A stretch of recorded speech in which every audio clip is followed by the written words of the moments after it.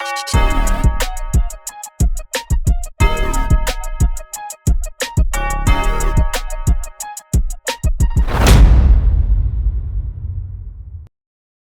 not wait around. Let's get right into some of the big names. The biggest right now, Auburn wide receiver. The mass exodus from Auburn, really, but led right now by wide receiver Cam Coleman, highly touted as a recruit, now in the transfer portal.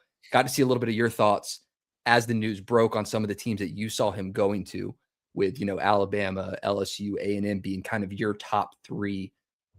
Want to hear from you, what were what was the reason, I guess, behind those three main teams as you saw for a landing spot for him? Yeah, I would actually throw, now that I'm seeing more reporting from Pete Nakos at On3, does a great job there. He mentioned Texas as a school to watch too, and I actually think that's a great call by him too, because I think there's a little bit of a need at wide receiver for them, and you go to a school where you got Steve Sarkisian, who kind of runs like an NFL type of offense, and you have Arch Manning, who I think is a really, really good quarterback. I think that's probably another school to watch too, but Alabama, obviously he's from Alabama.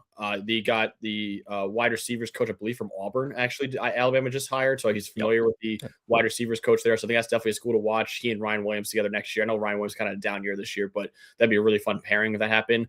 LSU's losing a lot in that receiving core. And again, going to a school like LSU, who should bring in a top tier quarterback in the portal. I don't know who that would be yet, but it seems like they're going to get someone. And they got obviously Lane Kiffin there too. And then Texas A&M, he was actually committed to Texas A&M before he flipped to Auburn. So I think that's still a school he's looking at right now. And obviously they have Mario Craver going back next year, who's one of the best receivers in the country. So I think he and Craver could form a dynamic duo with Marcel Reed at quarterback too. So I think he's going to stay in the SEC. I've seen some talk about Ohio State. That would be crazy. If he was with Jeremiah Smith and Julian Sayin down there, maybe they're an option. I've seen Oklahoma listed as an option. I've seen Florida listed as an option too. I do think Cam Coleman most likely will stay in the SEC. And if I had to predict right now, I think that the Alabama, LSU, Texas A&M, those are the four schools that I kind of keep an eye on right now for Cam Coleman. Yeah, and those three schools, right, especially the LSUs, they produce NFL receivers. I think Cam Coleman can go to the NFL right now and be a top first-round draft pick, but LSU produces NFL receivers. Texas is an interesting one. We saw DeAndre Moore enter the portal for them at the wide receiver position, one of their top receivers. And then, of course, A&M. You saw what the transfer portal did for them with Casey Concepcion. He's going to be a first-round receiver most likely. So Cam Coleman could potentially fill in that KC spot alongside Craver, like you mentioned. What do you feel like stands out to you about Cam's game, whether it's PFF stats wise or just watching him throughout the season? I think, the numbers don't jump off the page, but I don't even attribute that to him, because I think the Auburn quarterback situation these last 2 years, honestly, the last few years, has been a disaster. That's what led to Hugh Freeze getting fired in the first place. So I would caution against people saying, well, look at the stats. Like, he's not really that great. Like, if you watch tape on this guy, man, he's 6'3". He moves like he's 5'10". He is, I think, as good as any receiver in college football in 50-50 jump ball situations. He's made some outrageous catches in his career so far. So you combine the size, the athleticism, the ability to win one-on-one.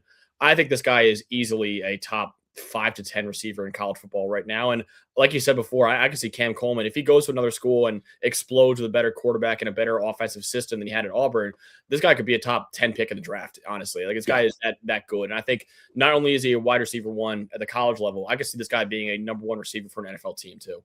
Yeah. I mean, if you put on like a limited highlight tape for Jackson Arnold this year that wasn't involving running, it would be great plays from Cam Coleman that kind of highlighted what he was able to do at all in the passing game.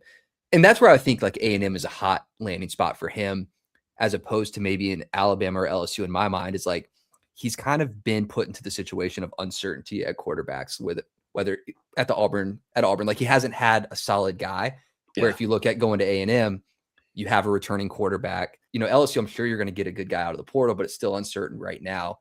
Alabama, you have question marks on next year. Where, Texas A&M, you have that continuity to where maybe you're not going into a problem situation like he kind of faced this year at Auburn, where the quarterback receiver connection was just never there. And that's really important, right? You had Peyton Thorne last season. You got Jackson Arnold this season, a little bit of Ashton Daniels. Definitely could see him with a Julian Sayin or see him with a Arch Manning or Marcel Reed. But big splash. I think it came out today around like 1 or 2 p.m. I was looking at the On3 rankings. He's number 1 in the transfer portal right now for all players. So this is a very big deal with him entering. What are you I going to just say want to next? real quick. I want to bring up too. I think the big part of him leaving Auburn, not only is it that it just has not worked out the first 2 years. I think the goal-esh system has proven time and time again that it is not translatable to the NFL at all. For wide receivers, especially, they run a very, very limited route tree. So I'm sure Cam Coleman looked at that. And I mean, look at the Tennessee wide receivers, right? There's a lot of whenever a Tennessee wide receiver comes out of college, like Chris Brazzell, for example, too, is always going to have the question of, okay, can you run an NFL route tree, or can you only run the go routes, the slant routes? That's all you run really at Tennessee. Right. So I think that's another big thing to know in this. I think that played a big part too. Is that I as good as the system is, and I think it's a great college system. There's always questions for NFL teams whenever a receiver is coming out and a quarterback is coming out of that system too. So I think for Cam Coleman, who definitely wants to play on Sundays, he probably looked at that and said, I just don't know if that's going to be the best thing for my long-term outlook as an NFL prospect. And that's a really good point to bring up, right? I think the last major wide receiver that I can remember from Tennessee, I think about Jalen Hyatt, hasn't done too much with the New York Giants. So you're right. That's something a guy of his caliber probably thinks about when it comes to where does he want to play football for the next year or two.